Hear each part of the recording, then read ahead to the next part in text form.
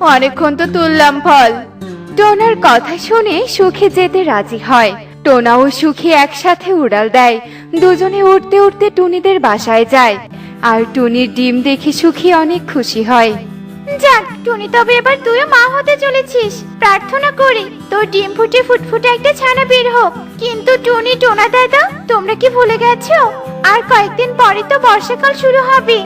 এই ছাউনি ছাড়া বাসায় ডিম নিয়ে থাকবে কি করে? আর ছানায় নিয়ে বা থাকবে কি করে? তাই তো, আমারও এই কথা মনে হয়েছিল। টোনা, এবার কিন্তু আমাদের নতুন ঘর বানানো দরকার। বাঁশ কাঠ দিয়ে শক্তপোক্ত একটা ঘর বানাতে হবে, যাতে ছানা নিয়ে নির্ভয়ে থাকতে পারি। বড্ড চিন্তায় পড়ে গেলাম। এবার আমি কি করব?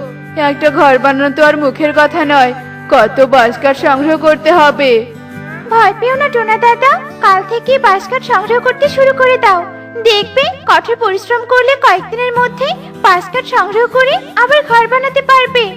কষ্ট ছাড়া তো আর কেষ্ট মেলে না। সুখীর উৎসাহ পেয়ে টোনা নতুন ঘর বানানোর সিদ্ধান্ত নেয়। আর পরের দিন থেকেই টোনা বাঁশ আর